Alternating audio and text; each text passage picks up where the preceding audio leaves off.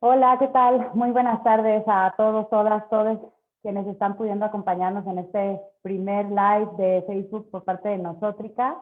Mi nombre es Yuridia Pérez y estoy muy contenta, muy emocionada de poder compartir este proyecto con todos ustedes, con todas ustedes. La intención de este primer conversatorio es introducir un poco sobre de qué va este proyecto que estamos generando en colectivo y empezar a hablar un poquito acerca de los temas que vamos a estar trabajando, de las cosas que vamos a estar platicando y de las cosas que vamos a estar organizando desde Nosótrica, ¿no? Entonces, les platico un poquito. Nosótrica nace desde la conversación, desde el compartir colectivo, primero desde la amistad entre cuatro amigas que empezaron a generar conversación alrededor de cuestiones que nos inquietaban, cuestiones sociales que nos atravesaban, y, y empezamos a observar eh, distintas situaciones que creemos que es momento de empezar a verlas bajo otra perspectiva, de empezar a cuestionarlas, y queremos principalmente a través de este proyecto de Nosótrica enfocarnos a tres cuestiones principales.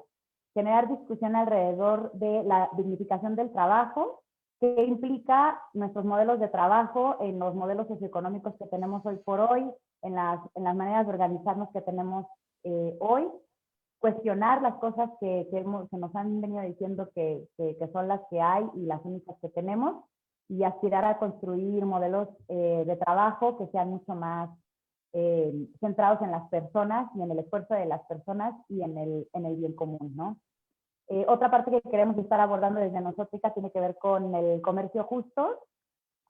Reconocemos desde este proyecto que hay comunidades enteras que llevan años trabajando en otros sistemas que son distintos a los sistemas que tenemos actualmente, o los sistemas más hegemónicos, y queremos justamente ofrecer una alternativa para visibilizar estos esfuerzos que ya se están haciendo y sumarnos a estas propuestas, ampliarlas, y sobre todo también generar conversaciones alrededor, apoyar este tipo de proyectos, ¿no? Entonces, finalmente también lo queremos hacer desde una perspectiva de economía solidaria.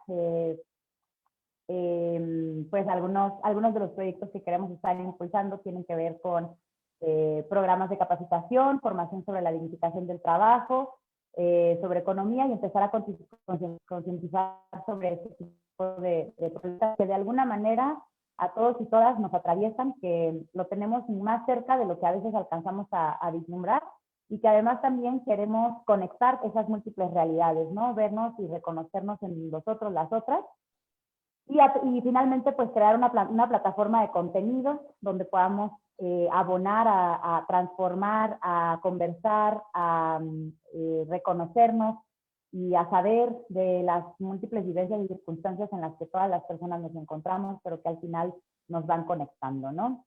Y bueno, nos llamamos Nosótrica, pues partiendo desde el concepto de la filosofía maya Tejolabal. Significa la posibilidad de crear un nosotros, un nosotras.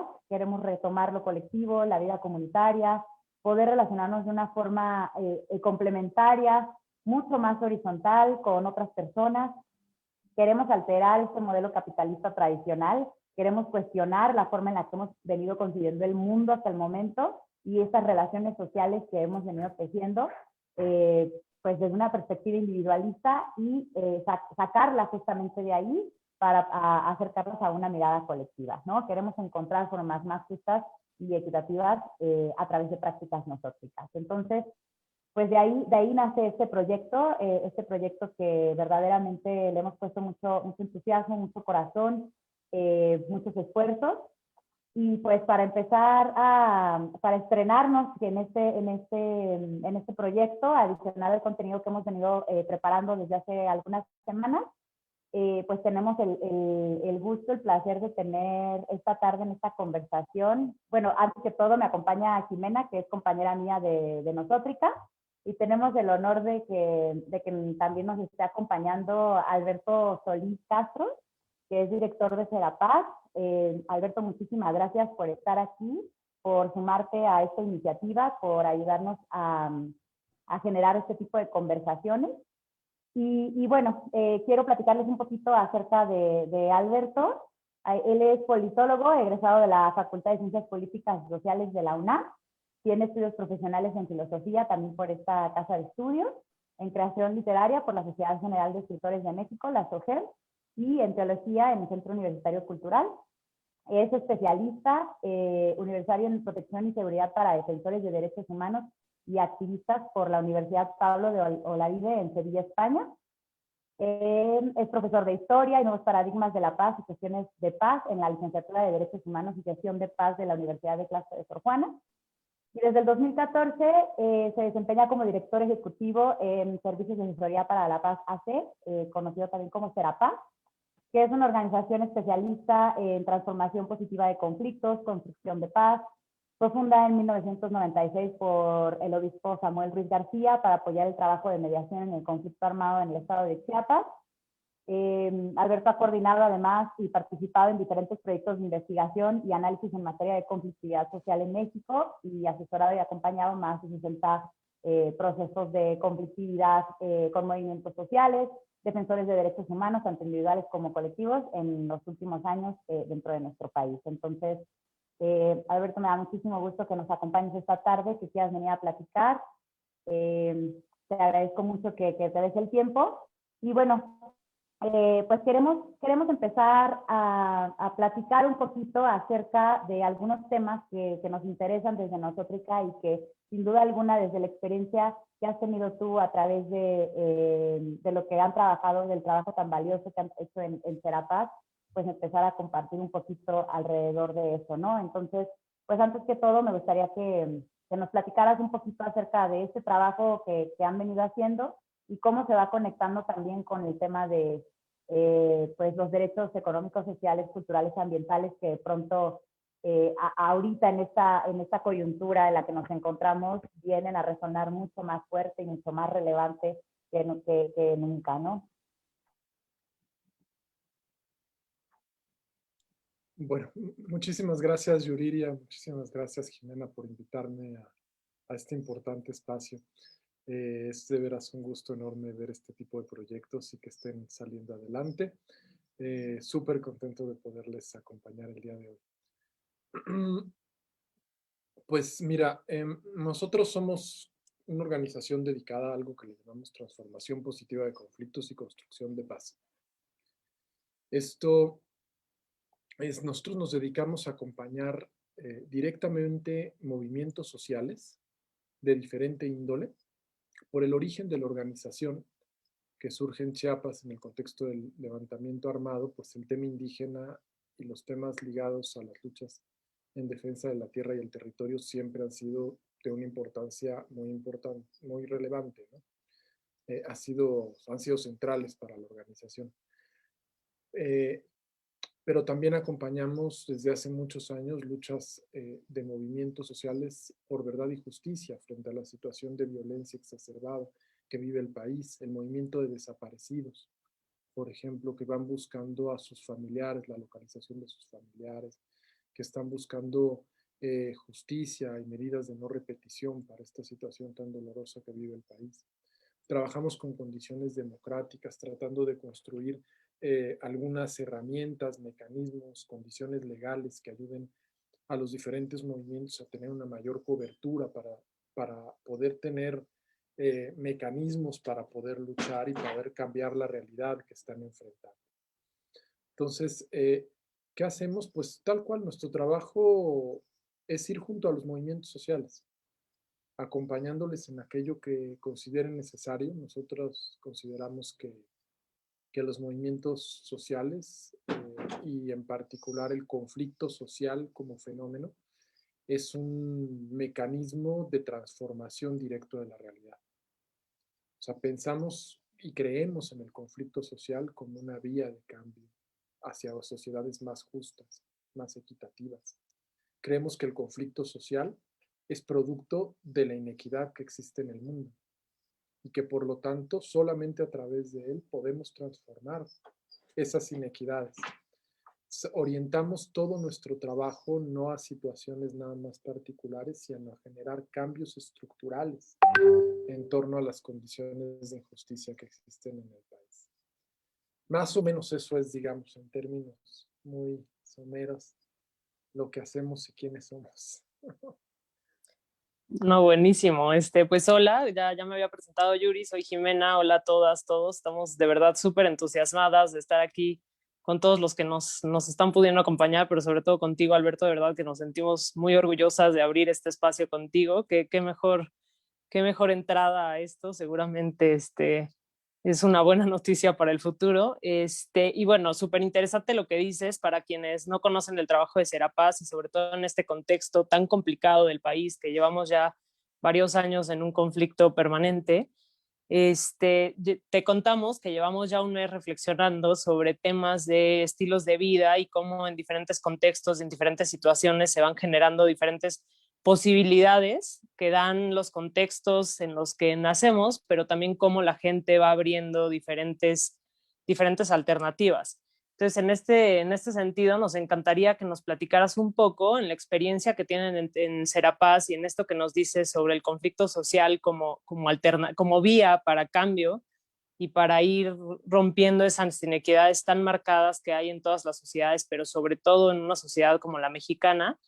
¿Qué experiencias y qué situaciones has visto relacionado con estas comunidades en las que el conflicto es un tema permanente, pero que el conflicto está muy arraigado en este querer transformar cuestiones estructurales?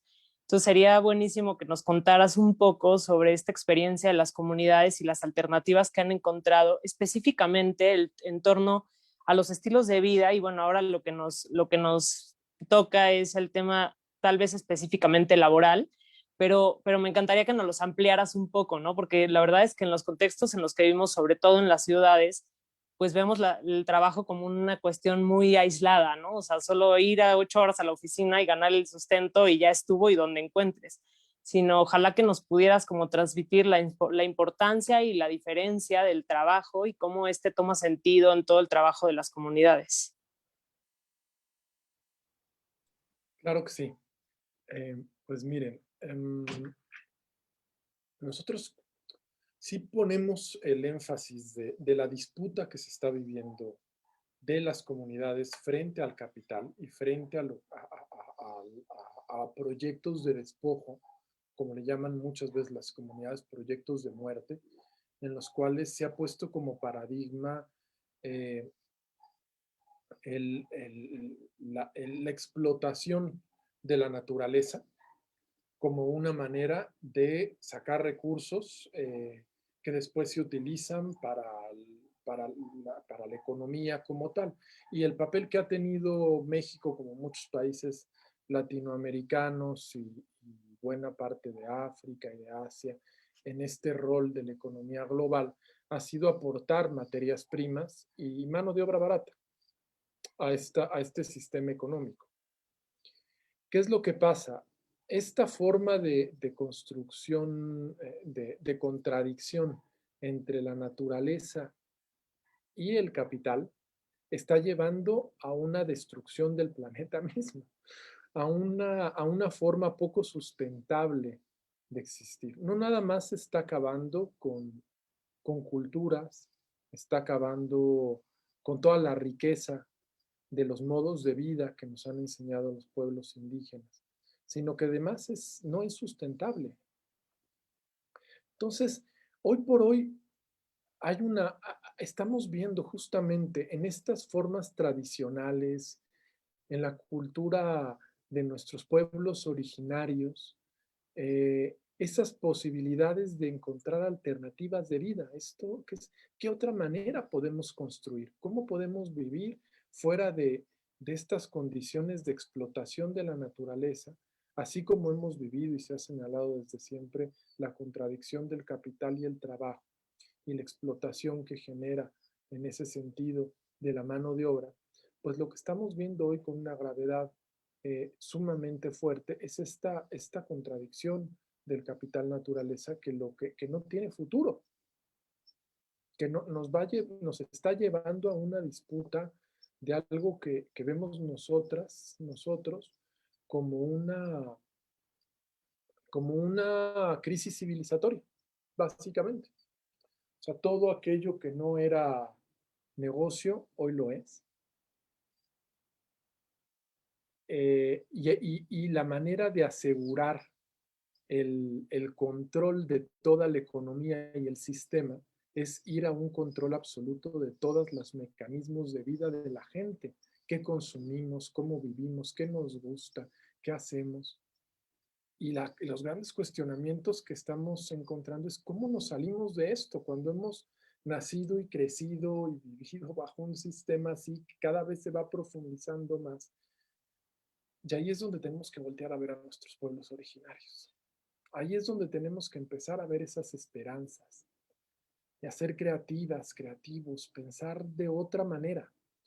Y ahí creemos nosotros que nos pueden enseñar muchísimo, que hay que bajar eso a proyectos concretos, que hay que darles posibilidades de desarrollarse, que hay otras formas de economía alternativa y de organización comunitaria que se están impulsando, que sí, que hoy son pequeñas, que hoy no son las dominantes, pero tenemos que cuestionarnos que el capitalismo así surgió, también como una forma que no era dominante, al margen del sistema dominante también. Y se fue reproduciendo poco a poco. Claro, hoy vivimos un peligro muy delicado, que es la subsistencia del planeta, el agotamiento de recursos naturales tan claves como el agua, ahora que fue hace 2 días el Día Internacional del Agua, pone en peligro que otras formas de existencia, otras formas de producción, tengan tiempo suficiente de desarrollarse antes de que acabemos con el planeta mismo. ¿Y cómo le hacemos cuando hoy por hoy, pues el desbalance de poder que viven las luchas de las comunidades frente a este sistema contra poderes económicos y políticos, legales e ilegales, porque hoy por hoy las comunidades que resisten contra los intereses de esta necesidad que tienen los gobiernos de atraer y competir por la inversión internacional a toda costa, contra los poderes fácticos, la economía, los grandes dueños de la economía, pero también contra la economía ilegal, el crimen organizado. O sea, están en un riesgo permanente con tantas amenazas que el balance de poderes es bien complejo. Y la única manera probablemente de resistir en este contexto es hacerlo articuladas, en luchas cada vez más unidas, con una visión común que pongan al centro justamente esta disputa estructural, que es la que está de fondo. Y claro, ¿cómo generamos que esto lo entienda la población, el resto de las gentes que vivimos en una disociación absoluta entre mi vida en la ciudad, mi vida urbana, ¿no? Donde llegan todos los servicios, y la realidad de dónde se producen, cómo se producen? O sea, que no, las cosas no salen del súper, ¿no? Y esto es un reto, los costos que generan realmente, los costos ambientales, los costos a la forma de vida, etcétera, etcétera. Pues tenemos que encontrar también estrategias clave para poderlo transmitir y comunicar al común de la población y entender que esta lucha tiene que ser de todas y todos. Que ellos nos están marcando el ejemplo, pero que o le entramos todas y todos o no nos va a quedar esperanza. Sí, justo ahora que hablabas de la crisis civilizatoria, o sea, la verdad es que la pandemia nos trajo a todos un momento de inicio como de mucha reflexión, ¿no? O sea, yo creo que hace un año todas y todos nos preguntábamos qué va a pasar, ¿no? Era un momento de espacio que nunca llegó, o sea, no tuvimos ningún momento de detenernos y decir qué hacemos con esto, porque al otro día ya teníamos que trabajar y no teníamos que trabajar igual, sino que más, ¿no? Porque resulta que nuestros jefes y nuestras jefas estaban muy molestos porque estábamos en casa trabajando y entonces había que hacerlo incluso más, O sea, es increíble, pero nos vamos superando, ¿no? O sea, a veces creíamos que la pandemia iba a ser un momento de espacio, de reflexión, de verdad darnos cuenta qué estamos haciendo y qué está pasando en el planeta. Y pues no, resulta que vamos, o sea, cuando parece que ya llegamos al fondo, podemos dar otro pasito más. Entonces, en este sentido, por eso es que para nosotras ha sido súper importante este trabajo, o sea, por eso es que se desata en la pandemia y nos parece un momento súper adecuado para reflexionar, pero además de reflexionar con nosotras y con nosotros, reflexionar hacia afuera, ¿no? Por eso es que la invitación tuya es tan importante para nosotras, porque al final ahí está, o sea, ahí está el ejemplo de mucha gente que ya está empujando estas cosas desde muchos espacios y desde hace mucho tiempo y a punta de golpes, de sangre, de esfuerzo, de sudor, o sea, de verdad que hay gente que se ha esforzado durante años en estas cosas, entonces para nosotras es súper importante visibilizarlo, o sea, al final estamos tan clavadas y clavados en nuestras dinámicas tan complejas y tan apresuradas que a veces pues podemos ser creativos y creativas, pero también a veces podemos voltear a ver a los otros y a las otras y ahí está, ¿no? O sea, nos están diciendo, ya acá andamos, podemos ya jalarte y te puedes sumar a lo que ya se está haciendo. Entonces, bueno, o sea, lo que nos dices es súper, súper importante en ese sentido y yo, pues, es un poco un reto y picarte y preguntarte si en toda la experiencia que tienen y todo lo que seguramente conoces de muy fondo en estas comunidades, sobre todo las comunidades indígenas que tienen clarísimo estos temas, si tú crees que hay posibilidad de importar esos proyectos y de hacer nuestro eso que ya se está haciendo. O sea, cómo convencer a alguien de la ciudad que a pesar de que nos están afectando, o sea, el agua ya nos falta, el tiempo ya nos falta, el aire ya nos falta, o sea, no es que va a pasar, es que ya nos está pasando, pero aún así nos está costando mucho trabajo hacerlo nuestro y entender qué es nuestra realidad y que nos está afectando. Entonces, o sea, yo te invitaría como, insisto, como un poco como reto a decirnos qué nos dirías de mensaje de allá para acá, de qué podemos traer, qué podemos jalar y cómo hacerlo en estos contextos tan, pues, tan diferentes y tan complejos, sobre específicamente en las ciudades, por ejemplo. Claro que sí. Mira, o sea, la cosa es, me encanta cómo lo planteas. O sea, primero me encanta cómo lo planteas. O sea, la pandemia nos está poniendo un montón de cosas sobre la mesa. Y primero es entender eso. A ver, también una de las grandes lecciones es, nadie se va a salvar solo en este barco, ¿vale? O sea, aquí vamos juntos y esto nos lo está dejando muy clara la pandemia. O sea, si alguna cosa estamos ya tan vinculados y tan articulados que si no nos fijamos en lo que hacemos que afecta a los demás y a las demás, vamos a tener un tema de autodestrucción, realmente. Oigan, discúlpenme, pero tengo un perrito llorón así, pero viejito y consentido. Me da mucha pena y parece que tiene muchas ganas de crecer en casa. Está bien también que esa parte. Y entonces tengo que ayudarlo a pararse porque si no nos va a interrumpir todo. Pido un segundo nada más. Sí, sí, sí, claro, vas, no te Adelante, preocupes. no te preocupes. Cómo estas cosas en la pandemia, a través de estas ventanas a nuestras vidas privadas, ¿no? Como también es muy algo que ha venido ocurriendo, como ahora estamos haciendo toda nuestra vida a través de estos medios digitales y del Zoom, pues es una ventanita a nuestra vida, así que normal. No, además qué bueno que aclaraste, porque, o sea, en los chats que tengo ya me estaban echando la culpa a mí, que sí es mi perro, porque además no soy la más tecnológica, entonces ya seguramente el perro estaba también aquí, así que fantástico que no fui yo. No, es un perrillo muy demandante. Sí, bueno, lo que decíamos era eso. Entonces, bajo la lógica que estamos descubriendo y que ya nos venía señalando desde el principio, cómo estamos interconectadas, interconectados, cómo un bicho de pronto que surge nos puede afectar a todos independientemente de la clase social y demás. Que claro, siempre afecta más a quien más en condiciones de mayor marginación están, ¿no? Pero al fin y al cabo pega y puede pegar en todos lados, ¿no?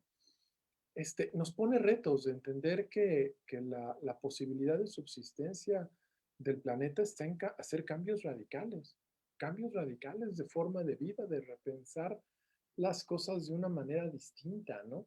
¿Cómo lo llevamos esto hacia las ciudades, hacia los contextos? Bueno, primero no nos inventemos el hilo negro. Hay un montón de actores y actoras en diferentes partes del país que están dando batallas importantísimas. Vinculémonos con ellas. Veamos cómo desde los espacios urbanos rompamos esta lógica de la ciudad va por un lado, lo rural va por el otro. No, ¿cómo le hacemos para acercarnos e impulsar procesos conjuntos? Procesos de resistencia fundamentales que se están dando desde los diferentes espacios. Hoy por hoy, por ejemplo, para las comunidades ha sido muy importante aprender a trabajar y a impulsar iniciativas de manera colectiva. O sea, ¿cómo me salgo yo de mi disputa estrictamente en contra del aeropuerto, del acueducto, del gasoducto, de todo? Hay proyectos, hay de todo. ¿Cómo me muevo yo de esta realidad donde estoy luchando y resistiendo como puedo y me empiezo a coordinar con otras luchas en diferentes partes del país y en distintas partes incluso del mundo? Pero ya no solo para encontrarnos y conocernos y entender que todos sufrimos de lo mismo, todas, sino también para accionar conjuntamente. ¿Cómo podemos accionar conjuntamente? Y esos son enormes retos, porque claro, hay diferencias de geografía y condición, pero tenemos que ir descubriéndolo. Y se están encontrando esfuerzos muy bonitos. Un esfuerzo que hoy para nosotros es muy importante es el de la Alianza por la Libre Determinación y la Autonomía, que realmente está poniendo en el centro la discusión que se llama Aldea, así por sus siglas, ¿no? Está poniendo en el centro la necesidad de cambiar la relación del Estado mexicano con los pueblos indígenas. Una relación que siempre se ha basado en la opresión, en la represión, en la explotación, en el despojo. ¿Cómo cambiamos de paradigma esa relación? Y lo colocamos en un respeto real a la autonomía de los pueblos indígenas para que verdaderamente podamos decir, aquí están las alternativas. Si nos la vivimos como Estado mexicano oprimiéndolos, ¿de qué hablamos? ¿Cómo vamos a encontrar esas salidas, esas alternativas? De entrada tenemos que replantear nuestra relación como sociedad, como Estado, etcétera, con los pueblos. Ahí es donde yo creo que podemos encontrar un montón de retos. Y sí, también se pueden hacer un montón de cosas también desde las ciudades, se pueden impulsar alternativas de distribución, de movilización de productos socialmente bien producidos, de cooperativas. Hay muchas formas, ¿no?, de colaborar, pero siempre yo creo que lo fundamental es estar vinculados a la resistencia, porque ahí es donde se está jugando el cambio del sistema. Sí, sí, eso me encanta. Además, justo el tema de la resistencia, o sea, lo hemos acotado mucho, ¿no? Y cuando lees estos proyectos, es que cuando se está trabajando, se está haciendo política. O sea, todo el tiempo estás haciendo estas resistencias y todo el tiempo estás construyendo política. Y en ese sentido, también creo que un reto es que, pues, el papel de las empresas. En algún lugar leí algún artículo que tenías o alguna entrevista, no estoy segura, sobre el papel de las empresas. Y está complicadísimo porque también las empresas ven toda esta regulación y los derechos humanos como el enemigo a vencer, ¿no? En lugar de también, pues, de alguna forma hacer los suyos. A ver, porque tampoco las empresas son entes que viven en Marte, pues es que también son parte. Entonces, me encantaría que dieras como un mensaje en torno a esto, o sea, ¿qué podrías decirnos y cómo invitar a estos actores que de pronto un poco se sienten suspendidos y también vamos encontrando la forma en las sociedades de justificarlo, ¿no? De hacerlos enemigos, porque es súper complicado, porque al final a veces, si no es que siempre, las empresas se van imponiendo al Estado y a veces entonces es horrible porque el Estado va poniendo regulación, por ejemplo, pero si las empresas no quieren esa regulación, pues no se aplica, ¿no? Entonces, al final, el ejercicio del poder va siendo lo más importante. Entonces, ahí donde nuestra acción, nuestro ser actores políticos, es donde va teniendo como influencia todos los días. Entonces, cómo convencer que esto también es pues para avanzar todos y para construir cosas también desde esos espacios. Es decir, no tiene que ser, porque también es un tema un poco pues no sé si es de exclusión, pero ay, bueno, pues ellos que se peleen por el agua, ¿no? Es que no, es que nos toca a todas y nos toca a todos y nos toca desde todos los contextos y también en ese contexto que lo hemos justificado y lo hemos hecho a un lado y bueno, pues los empresarios que sigan por su lado, las empresas y el Estado que se haga como que... Entonces, ¿cómo vincular estas esferas que están muy divorciadas y cómo invitar, qué mensaje darías desde esa experiencia y desde eso que nos dices, que nos dices que está increíble de las resistencias a estos otros actores? Claro, esto que dices es fundamental. Hoy por hoy las empresas son la institución dominante de nuestro tiempo. O sea, hay que partir de ahí. O sea, los derechos humanos se crearon para generar un balance entre los pueblos y el poder absoluto que fueron construyendo los estados. ¿Cómo les quitamos, cómo acotamos ese poder para poner el poder en la gente y en los derechos que tenemos como personas? ¿Qué pasa cuando el poder que concentraba absolutamente el Estado empezó a ser desplazado por el poder económico? Y la institución hoy más poderosa que existe en el mundo son las corporaciones. ¿Y quién acota a las corporaciones? Aquí tenemos un reto enorme. Y tenemos un reto enorme desde la mirada de construcción de paz y desde la mirada de los derechos humanos y desde muchas miradas. Que es decir, tenemos que acotar a estas instituciones también. Tenemos que meterles contrapesos. Necesitamos que no puedan pasar por encima de los derechos de todo el mundo. Por eso ahorita la importancia de empezar a discutir la temática de empresas y derechos humanos, que ya de entrada hasta el nombre nos brinca, porque decíamos, pues, ¿quién viola los derechos humanos? El Estado, ¿no? ¿Cómo un ente privado va a violar derechos humanos? Bueno, pues lo que hemos visto es que hay un contubernio profundo, intrínseco al Estado capitalista actual, en los cuales vivimos, que pervierte totalmente esa relación de dominación en la cual las empresas efectivamente le dicen al Estado qué hay que hacer. Y las empresas, pues a veces los empresarios son los mismos que ya ocupan los puestos de autoridades dentro de los gobiernos. Y empiezan a moverlo todo en función de sus intereses. O sea, pasaron de influir a directamente desplazar y ocupar los puestos. Y esto es delicadísimo. ¿Qué nos toca hacer? Pues acotar, meter esos contrapesos, organizar. ¿Y quién puede hacerlo? Pues a partir de la organización de la gente.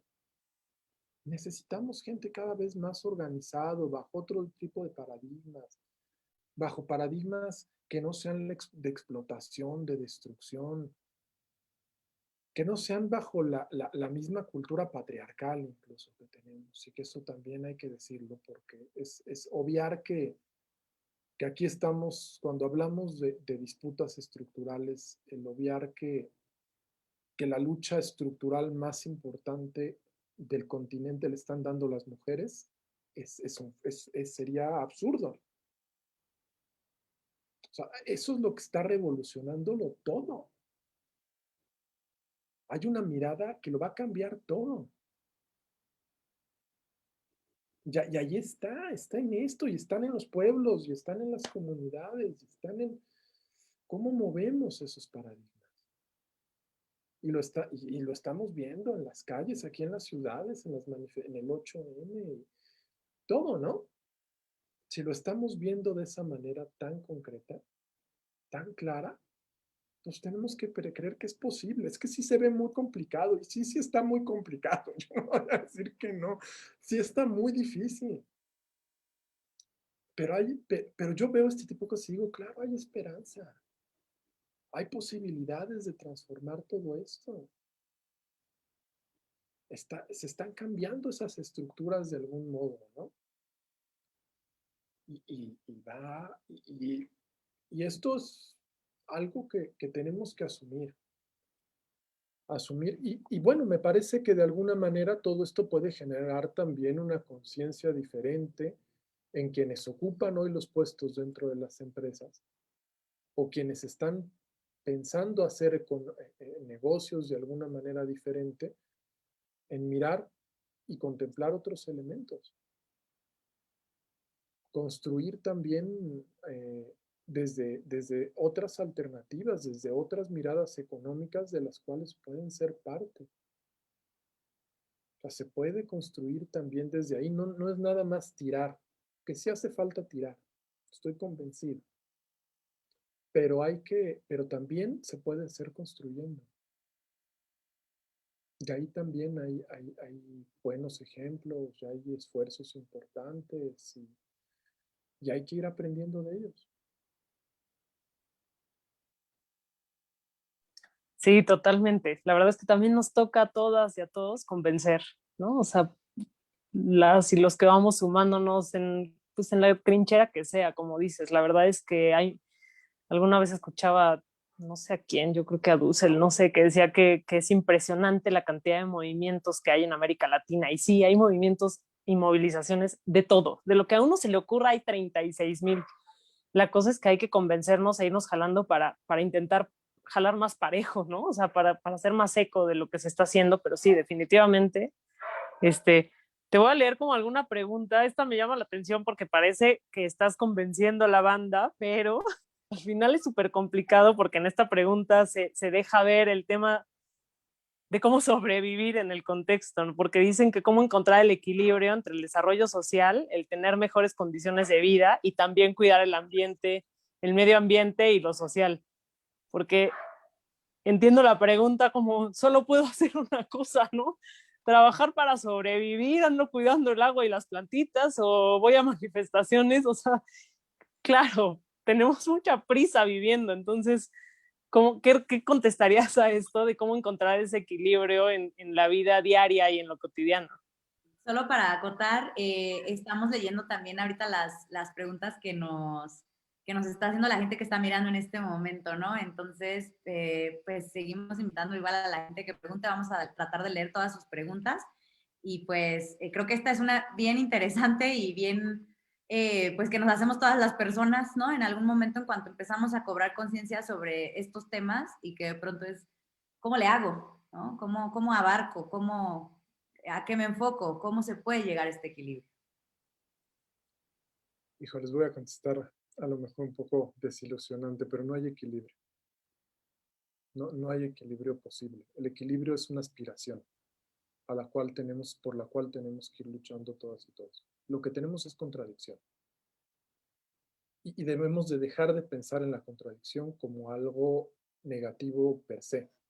O sea, tenemos contradicción porque vivimos en condiciones contradictorias. Y si no nos atrevemos a asumir esas contradicciones y luchar a pesar de nuestras contradicciones, no vamos a ir a ningún lado. O sea, hay que vivir y luchar dentro de esa contradicción. Y que no nos dé miedo reconocer que somos contradictorias. O sea, hay que resistir desde nuestras propias contradicciones tratando de jalar cada vez más lo que podamos. Y lo que podamos hacer va a ser más y en la medida que vayamos logrando avanzar más, vamos a radicalizar más los proyectos. También otra palabra que hemos estigmatizado mucho, ¿no? Radicalizar. Radicalizar es positivo en este momento. Radicalizar se refiere a raíz. Tenemos que ir a la raíz de las cosas, a la raíz de las disputas. Pero esto es posible en medida que vamos avanzando. Y nuestras contradicciones van a estar ahí, nunca van a desaparecer. una frase a mí que me encanta cuando le preguntaban a Walt Whitman que si era contradictorio. ¿Me contradigo? Sí, claro, me contradigo. Soy enorme, contengo multitudes. Claro, tenemos que entender que esto es así de complejo. Entonces los equilibrios son aspiracionales. Esperemos llegar a equilibrios. La lucha es contradictoria entre posturas y en lo individual. Y es la única manera de encontrar la esperanza y la riqueza. Además, creo que el reto es dar el paso. O sea, yo siempre soy una convencida que dando el paso ya no hay vuelta para atrás, porque además la lucha es súper sabrosa. O sea, híjole, la verdad es que la pasión de estar en esas cosas sí, es muy sabroso, pues. O sea, ya no hay vuelta de hoja. O sea, nosotras a veces con Yuri especialmente decimos, ay, es que somos unas amargadas porque andamos en todo y pues sí, andas consciente de todo. Pues sí, pero ya no hay vuelta de hoja y también tiene su hermoso lado positivo. Se juntan muchas personas incómodas y somos incómodas, pero acompañadas al menos, ¿no? Es buenísimo además, ¿no? O sea, el aprender a vivir incómodo es importantísimo, incómodo. O sea, el dejar de huir de tus incomodidades, de reconocer, partiendo de reconocer hasta tus privilegios, ¿no? Claro. O sea, si nunca te incomodas por tus privilegios, nunca te vas a mover, nunca vas a hacer nada por nadie más. Siempre vas a estar gozándolos. Sí, sí, totalmente. Oye, Alberto, me gustaría seguir un poquito con esta dinámica de las personas que nos están haciendo algunas preguntas a través de nuestra transmisión en vivo en Facebook. Y bueno, por acá también preguntan, ¿no? Nos dicen que la crisis va ligada a una homologación de la forma de vida occidental. ¿Cuál sería la mejor forma de desconectar? Porque los intereses económicos son un tren. ¿Cuál sería la forma de marcarle un alto? Y si concientizar es una forma lo suficientemente rápida. No, nunca es suficientemente rápida para cambiar todo el sistema, pero es por donde podemos empezar. O sea, no, a ver, nosotros trabajamos con una metodología que se llama la transformación positiva de conflictos, que no la inventamos nosotros, obviamente. O sea, todo esto abreva de tradiciones de la experiencia centroamericana, después chiapaneca, y eventualmente llegó a nosotros y hoy se está cuestionando porque ya no alcanza y hay que repensarla ya, ¿no? O sea, así son este tipo de procesos. Pero algo que nos ha enseñado la transformación positiva de conflictos es que hay que pensar en el cambio social, enfocar primero todo nuestro esfuerzo hacia el cambio estructural, hacia el cambio social y de fondo. Pero hay que construir ese cambio social en etapas. O sea, no podemos pensar en qué es lo que tengo que hacer para tirar el capitalismo, o sea, el día de mañana. No, a ver, ¿qué condiciones necesito generar? ¿Cuáles son las primeras etapas? Y el concientizar es fundamental, porque eso nos conecta con el conjunto de la población, hace que no estemos resistiendo 2 o 3, sino que seamos muchísimas más, que nos encontremos en las resistencias y que hagamos mucho más alboroto juntas y juntos, con mucha más capacidad estratégica, con resistencias claves. Entonces, esto que no nos, o sea, sí creo que hay que pensar el cambio social en etapas, hay que concientizar. ¿Qué es lo que podemos hacer? Pues hay de todo, o sea, desde la educación popular, desde la comunicación alternativa, o sea, hay miles de maneras de generar conciencia, generando, impulsando ciertos proyectos, todo, todo lo que se pueda hacer en ese sentido ayuda. Y en medida que lo vayamos discutiendo entre varias y varios, vamos a ubicar qué es lo más estratégico para el contexto en el cual estoy, porque esa es la otra parte. No podemos pensar que la misma fórmula va a funcionar en todas partes. Hay algunas cosas que van a ser prioritarias y van a funcionar más en una parte que en otra, y esas las tenemos que ir discutiendo juntas y juntos. Las tenemos que ir construyendo de poco a poquito. No se trata de imponer aquí como este es el proyecto para ayudar a la deconstrucción. No, no, no. O sea, tenemos que idearlas desde las bases, desde las realidades distintas, desde la diversidad y la complejidad. ¿Quién más va a saber de su contexto que probablemente la compañera que escribió eso? A ver, en tu colonia, en tu realidad, pues tú dime, ¿por dónde empezamos? Y rebotamos y platicamos y buscamos juntas. Y fíjate que súper interesante esa parte porque de pronto, como bien comentas, ¿no? Queremos a veces tirar estos sistemas que tenemos por cientos de años en un día y de pronto nos sentimos un poco imposibilitados porque pues claramente no hay una forma ni una fórmula veloz de hacerlo, ¿no? Pero la mirada al entorno inmediato, la mirada a la realidad en la que se está viviendo, se está desarrollando una persona, un grupo de personas, es a veces la más obvia, pero no tanto.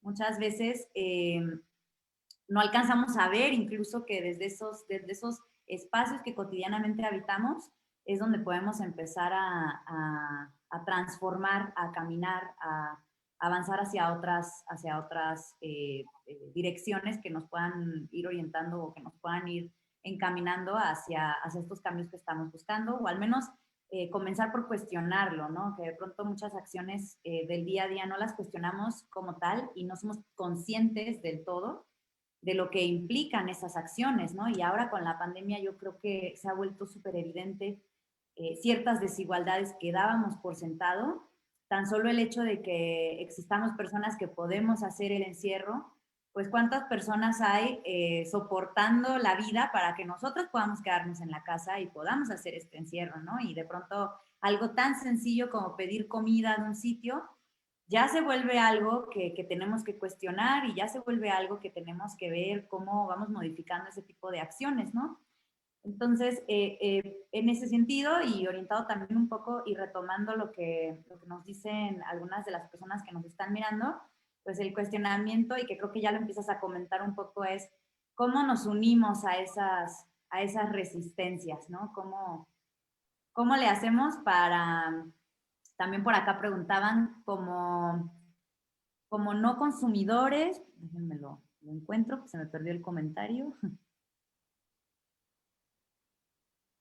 Decían así ¿cómo le hacemos para no ser como estos consumidores que están, que están como explotando la naturaleza? O sea, no convertirnos o dejar de ser, como dejar de contribuir a ese daño, ¿no? ¿Qué es lo que podemos hacer concretamente desde nuestros espacios?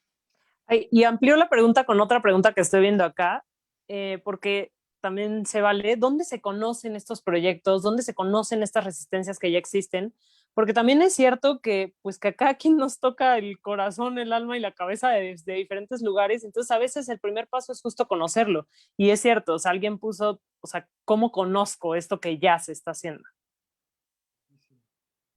Sí, sí, sí, sí. Nadie ama lo que no conoce. O sea, en realidad la única manera es acercándote y entendiendo y buscando, ¿no?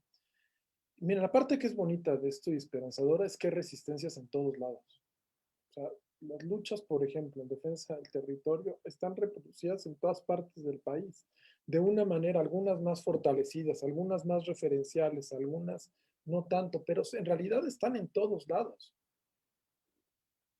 Entonces, claro, sí, hay monitoreos, ya hay estudios, ya hay gente que también puede ayudar a decirles, nosotros tenemos hasta cierto punto un nivel de mapeo de importantes luchas, la Ibero hizo hace muchos años, ¿no?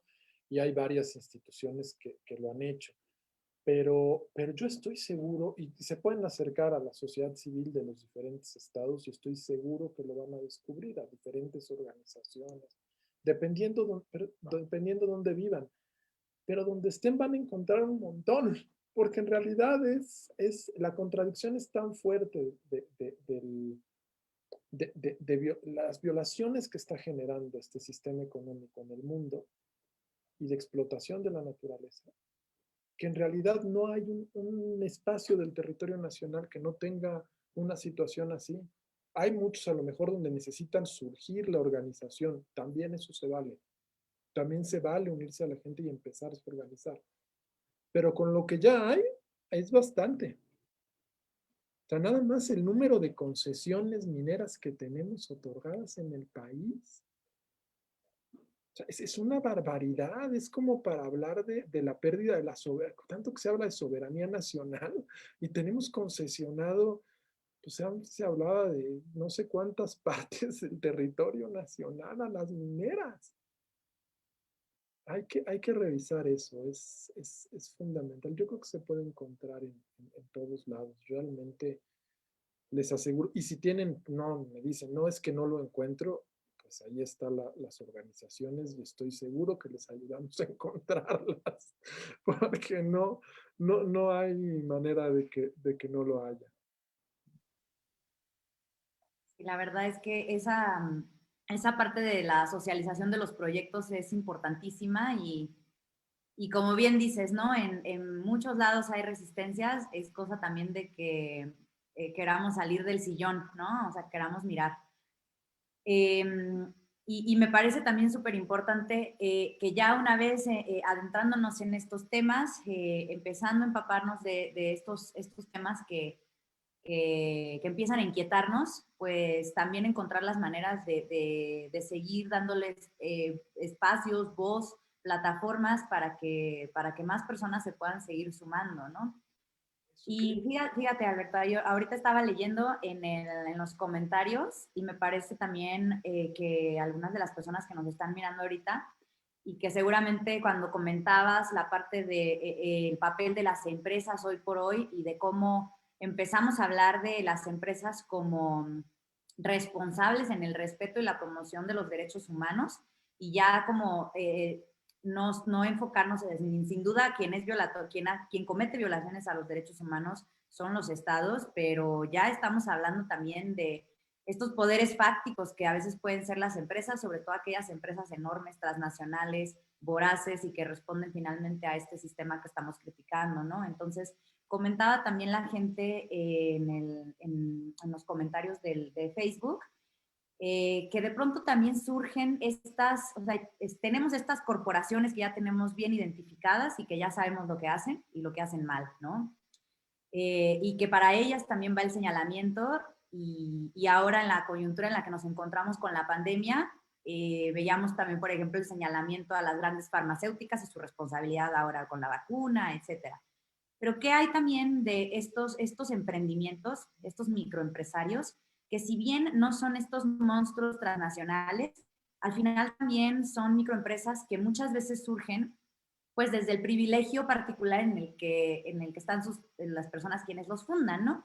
Y que aunque traen muchas veces este maquillaje o esta careta sobre el apoyo a lo local, etcétera, terminan por reproducir los mismos esquemas, ¿no? Entonces, ¿cómo nos vamos alejando? O sea, ¿cómo le hacemos para no seguir reproduciendo lo mismo, para verdaderamente otras formas de organización, otras formas de negocios, otras formas de organizarnos en ese sentido sin que caigamos en la misma, en replicar los mismos esquemas que estamos intentando derribar? Sí, o sea, hace rato decían si debemos dejar de consumir, era otra de las preguntas, ¿no? O sea, consumir, a ver, sí, yo diría sí, claro. ¿Hasta dónde? O sea, primero, regresemos a nuestra realidad. Vivimos en una ciudad, vivimos todo lo que tenemos, vamos a seguir consumiendo en algún grado porque nada producimos desde acá. No producimos nada autosustentable, necesitamos. Podemos tratar de aminorar, insisto, esas contradicciones, pero vivimos en una contradicción. Nada más el estar en el Estado, esto implica. ¿Qué tenemos que hacer? Pues ir acotando estas condiciones que generan violencia hacia las comunidades y que tienen que ver también con nuestro modo de vida. Primero haciéndolas conscientes y luego tratando de ir generando cambios en la medida de lo que vamos despojándonos de unas y avanzando hacia otras condiciones, ¿sí? Y eso es una tarea, yo insisto, permanente, que va a costar muchísimo. No va a ser imposible que dejemos de consumir del todo, digamos, todo limpio. Es muy complicado, pero vamos avanzando hacia allá. Y vamos, insisto, radicalizándolo cada vez más. Me parece que algo semejante tendrían que hacer los modelos de negocio que hoy existen en términos de este tipo de grupos que a lo mejor no son, como tú dices, las grandes empresas y demás. Tienen que hacerse conscientes de sus privilegios. Tienen que hacerse conscientes del nivel de despojo o de violencia que ejercen o cómo participan de. Y poco a poco ir generando otro tipo de realidades. ¿Y lo van a lograr cambiar de un día para otro? Pues probablemente no. Pero por algún lado tienen que ir empezando. Van a lograr no reproducir. El capitalismo está hecho de esta manera. En el momento en el cual todas y todos vivimos dentro de ese sistema, estamos generando y estamos abonando de alguna manera. El tema es cómo nos hacemos conscientes y empezamos a buscarle desprendernos de esos elementos que están generando esto, insustentabilidad, violación de derechos, y vamos encontrando salidas nuevas. Es en el camino, es en el camino. Yo de verdad no creo que, si no, nos vamos a paralizar. Y si nos paralizamos, no, de ahí no va a salir nada. O sea, tú ves el panorama global, así, el sistema, y dices, pues, no hay manera, ¿no? O sea, todo esto está, no tenemos balance, no hay condiciones, está en todos lados, es imposible. Hay que tener esa perspectiva global, pero hay que actuar localmente. ¿Qué es lo que yo puedo hacer desde aquí? ¿Cuáles son los primeros pasos que puedo hacer? ¿A quién puedo apoyar? ¿Qué luchas? ¿Cómo? Sí. Hay gente desde ese tipo de espacios que también dice, no solamente se contenta con decir, voy a buscar formas más honestas de producción, sino que parte de las ganancias las dedica a las resistencias, que tienen miles de necesidades, por ejemplo. Entonces, dejas de pensar en esto como un modelo para concentrar riqueza, sino como una manera para generar resistencia, de apoyar resistencia. Por poner un ejemplo, por poner un ejemplo, que al fin y al cabo recursos requieren todas las luchas. Sí. Estas van a ser ganancias para mí, para mi familia. Oye, no, yo para sobrevivir como gente normal, ¿no? Y todo lo demás van para las luchas que están cambiando la realidad. Pues me parece que hay otra manera. Ya ahí estás pensando un poco distinto, por ejemplo. ¿No? Ya estás pensando no en acumulación, sino en una realidad de transformación. Claro, todo eso tiene que ir vinculado con que lo que estás produciendo, lo que estás generando, no se esté fregando a otros compadres, ¿verdad? Porque si ayudas a unos fregándote a otros, pues, también va a estar. Pero insisto, hay que irlo revisando en el camino, encontrando las maneras. No es fácil, fácil no es, pero tenemos que movernos, no hay de otra. Sí, no es que tampoco sea nuestra responsabilidad cambiar todo el mundo de la noche a la mañana. O sea, la cosa es que hay que ir siendo conscientes e ir construyendo esto y hacer la diferencia en tu vida todos los días, porque además, pues es que no hay de otra. Ya llevamos una hora platicando, bueno, a mí se me hizo rapidísimo.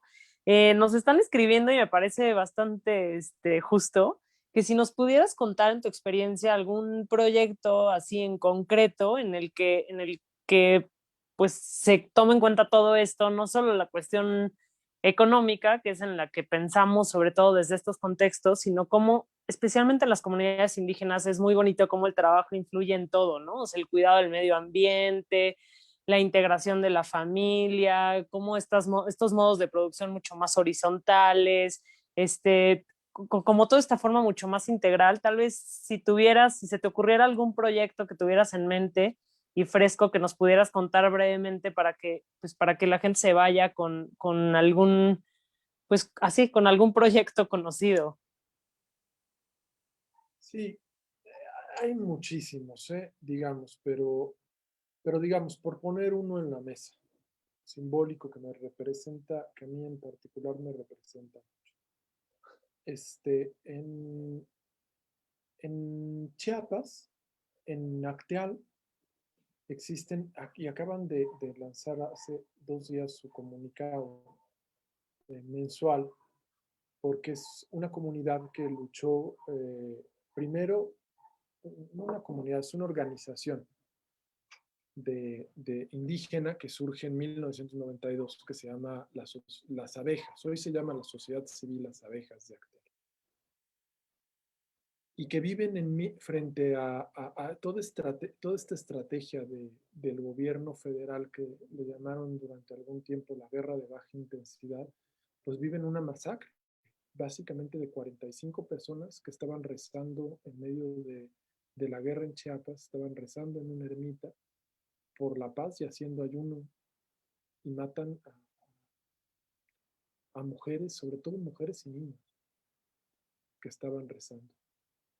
Es yo creo que impresionante ver cómo una organización así se levantó, se reorganizó, se ordenó, se estructuró y empezó a generar también mecanismos de exigencia permanente de justicia, no solamente para ellas, sino para todas las luchas que están resistiendo en el país.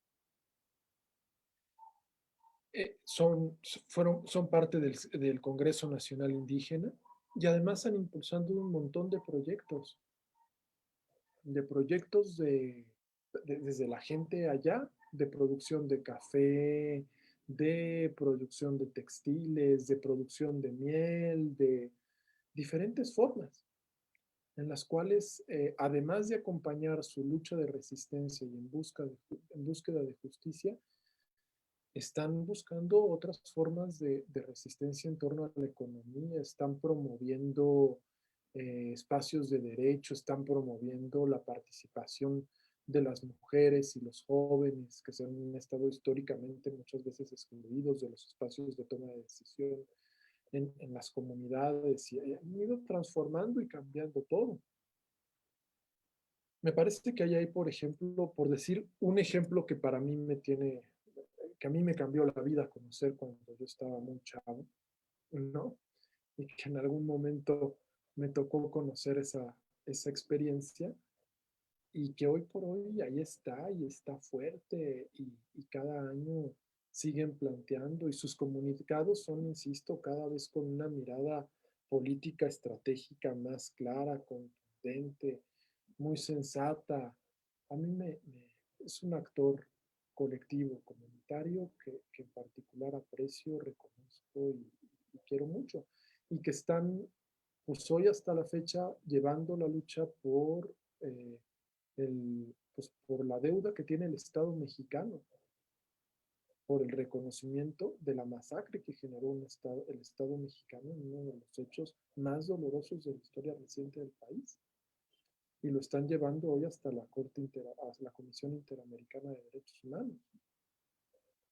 Entonces, pero eso les estoy dando un ejemplo que para mí es bonito y simbólico y que me representa mucho porque lo conocí en a lo mejor un momento clave de mi vida, pero así podemos hablar de un montón, ¿no? O sea, de verdad, así, quienes vivan en la Ciudad de México, donde yo vivo, van a encontrar resistencias, por ejemplo, en la resistencia de Xochicuautla, que se opuso durante mucho tiempo a esta carretera que va de Naucalpan al aeropuerto de Toluca, y que han luchado y construyeron un proyecto alternativo para tratar de encontrar formas y hasta la fecha están luchando porque se cumplan y porque se respeten los vínculos históricos que tiene culturales históricos que tiene la comunidad como un pueblo otomí en su vínculo con el bosque. Así, casi por eso les digo, casi al lugar donde vayan van a encontrar. Claro, mucho de lo que hay que ver es, muchas de estas resistencias tienen que pasar de la lucha del no, o sea, no al aeropuerto, no a la carretera, no al gasoducto, que eso es fundamental, al que sí queremos construir. Ese es el siguiente paso. ¿Cómo resistimos la imposición? Pero ¿cómo construimos, insisto, otras condiciones? Para que no nada más evitamos que hubiera el aeropuerto. Qué bueno, pero estamos en una pobreza absoluta. Qué malo. O sea, no puede ser. O sea, necesitamos que también haya alternativas que le den condiciones de vida digna a la gente. Y esas también hay que pensarle. Y hay que construirlas.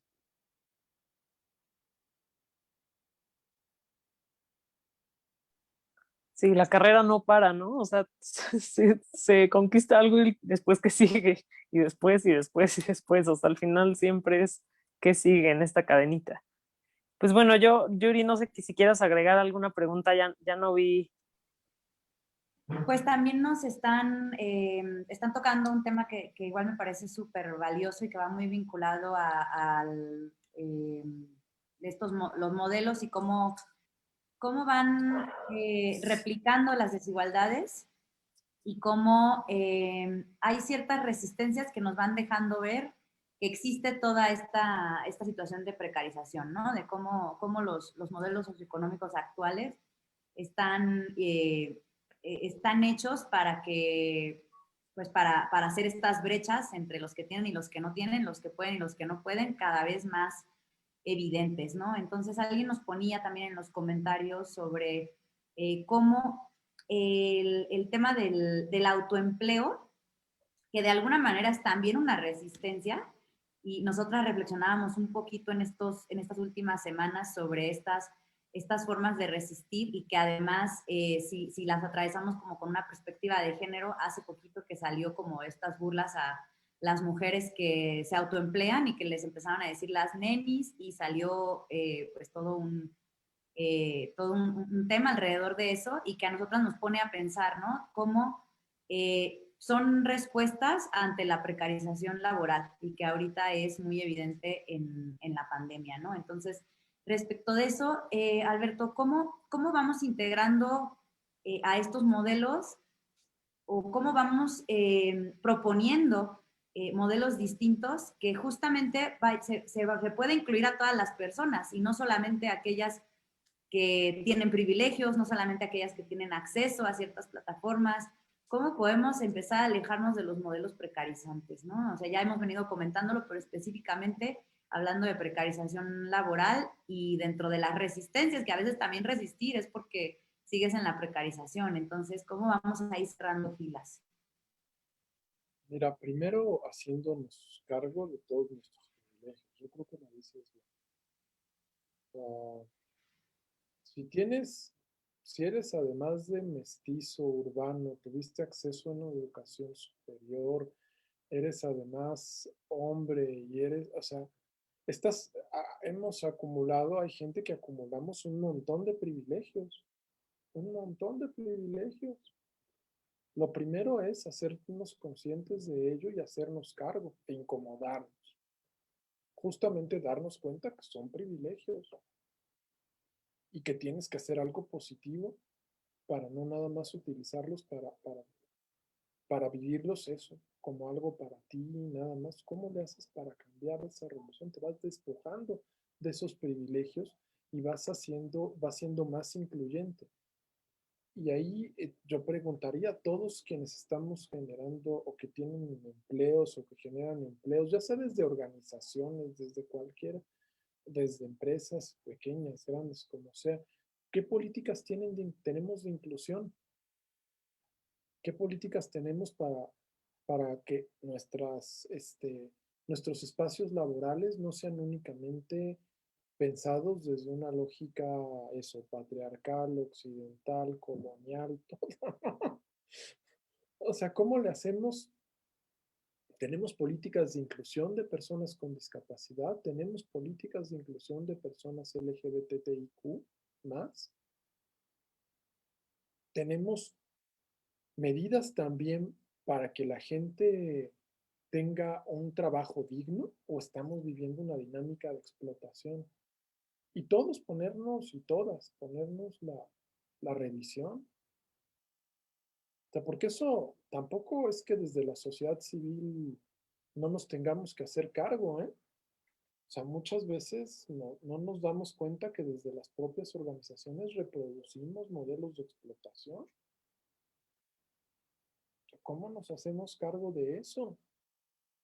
De verdaderamente no explotar a las personas, de ser incluyentes, de darles condiciones de trabajo digno, de darles elementos para que tengan una buena relación familiar, no que vivan para básicamente reproducir después formas de violencia de lo que viven en el trabajo en sus ámbitos personales. ¿Qué es lo que estamos generando, no? O sea, yo creo que todo eso tiene que ver con la precarización laboral y hay que ponerlo al centro y hay que ponerlo, insisto, en la reflexión en el cual nadie se salva. O sea, todas, hasta empezando, yo digo, por las propias organizaciones que promovemos derechos.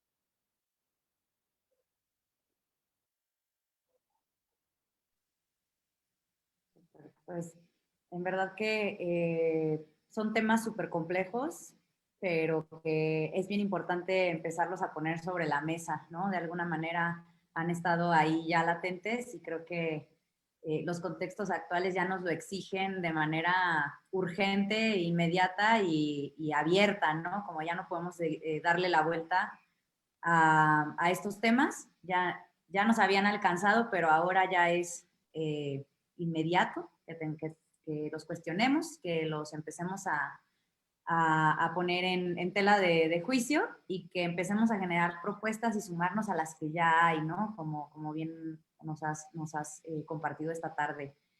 Alberto, pues yo me quedo súper contenta que hayas querido participar aquí con nosotras, arrancando este proyecto que nos entusiasma, que nos apasiona, que nos mueve.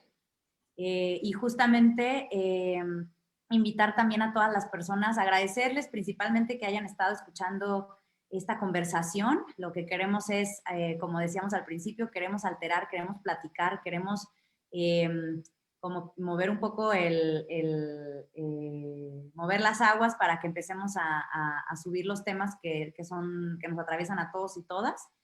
Y queremos también hacerles la invitación a que nos sigan en nuestras redes sociales. Estamos en Facebook, en Instagram, en Twitter. Nos encuentran como Red Nosótrica, Facebook e Instagram. Nosótrica 1 en Twitter. Y el próximo 28 de abril vamos a estar también tratando temas que tienen que ver justo con esto, con lo que está cerrando Alberto, con la precarización laboral y complejizar un poco más al respecto. Entonces, te agradezco enormemente que hayas tenido el tiempo, el espacio para platicar aquí con nosotras, con la gente que nos escucha y nos lee. Jimé, no sé si quieras tú añadir algo más. Sí, pues yo agradecerte muchísimo, de verdad estamos súper contentas. Fue, como dije al principio, una gran entrada para este proyecto que nos tienen, no sabes cuánto emocionadas. Llevamos ya meses hablando de esto, así que de verdad estamos muy, muy, muy contentas de lo que pueda salir de esto. La verdad es que creo que fue un gran acercamiento al tema y pues la invitación está ahí hecha, ¿no? Radicalicémonos. Yo creo que ya hay que empezar a arrancar de raíz todo esto que nos está haciendo daño ya a todos nos está tocando de una o de otra forma, ya, o sea, ya no hay forma de echarse para atrás y decir a mí esto no me toca, lo cierto es que ya a todas y a todos nos está tocando. Yo creo que hay que vincularnos nosotros, nosotras mismas y decir todo lo que hacemos está enlazado con todo, o sea, no hay forma de decir voy al trabajo y después ya llego a mi casa y soy otra y después me baño y soy otra y a la hora de cenar otra. Lo cierto es que todo nos está afectando todo el tiempo y así como nos afecta a nosotros, está afectando a los otros. Yo creo que hay que voltear a ver a las otras y a los otros, y lo que decías al último, identificando nuestros privilegios, me parece la forma más justa de hacerlo. La verdad es que no es lo mismo ponerte a calificar a la otra y al otro desde tus privilegios, así que yo creo que identificarlos. Y también la última parte que me gustaba, que dijiste, me gustó muchísimo y concluyo con eso. Yo creo que hay que visibilizar las resistencias que ya estamos haciendo, porque yo sí soy una convencida de que todas y todos estamos en diversas resistencias todo el tiempo. O sea, esa señora que es víctima de violencia en su casa y que está viendo cómo arreglárselas, el joven que sale y trabaja y ve cómo sobrevivir y ayudarle a su mamá y a su papá y a sus hermanitos, todo el tiempo. Entonces yo creo que es como importante identificar las resistencias y celebrar las resistencias que ya estamos haciendo para potenciarlas y ver cómo vincularlas con los otros, con las otras y con lo otro que hacemos. Y por otro lado, también pues no hacernos güeyes y visibilizar lo que también estamos haciendo, que identificamos perfectamente que no debemos de hacer. Entonces yo creo que podemos hacer la diferencia todos los días. Hace rato que decías del café, bueno, pues es que ¿qué nos cuesta en lugar de ir a Walmart y comprar el kilo de café, hacerlo en otro espacio en el que estás haciendo la diferencia para esa persona que le compraste ese kilo de café y la miel, y, pues, o sea, y relacionado con lo que ahorita dijiste, pero lo cierto es que todo el tiempo lo estamos haciendo. Entonces yo creo que, híjole, yo me quedo súper contenta, de verdad, muy, muy agradecida por este espacio. De verdad estoy súper emocionada. Además, a mí me encanta el tema de Serapaz. Yo soy fan de don Samuel Ruiz, así que estoy súper emocionada de estar en este espacio contigo. Te veo ahorita como su representante, así que me quedo con eso y no me lo quites. Yo de verdad te lo agradezco mucho y espero que a todas y a todos les haya gustado y que se hayan quedado picados para seguir reflexionando y repensándonos desde estos temas. Así es. Muchísimas gracias. Yo también estoy súper contento y muy emocionado. Me encantó poderles acompañar en esta parte del proyecto, que me hayan invitado, y súper feliz, y en lo que pueda seguir apoyando, pues, me pondrán siempre muy contento. Entonces, Buenísimo. mil gracias de verdad, y qué maravilla, más transformación. Y como dice, celebremos las luchas. Esa parte creo que es clave. Esto no venimos, no luchamos para sufrir. Tenemos que ser felices en la lucha.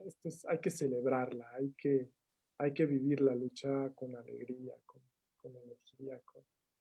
Es parte de lo que también nos ha enseñado el movimiento feminista. Tenía una frase que decía: si no puedo bailar en la revolución, esa no es mi revolución. Claro. Totalmente. Justamente. Si pues no bailemos juntas y juntos. Exacto. Si no podemos ser felices, ¿para qué luchar, no? Buenísimo. Me encanta. Me quedo súper contenta. Les agradezco nuevamente a todos y todas los que nos estuvieron mirando, que estuvieron participando, haciendo preguntas. A ti, Alberto. A ti, por supuesto, también, Jimena. Y pues eso. Muchísimas gracias y nos encontramos pronto. Gracias. Hasta luego. Bye.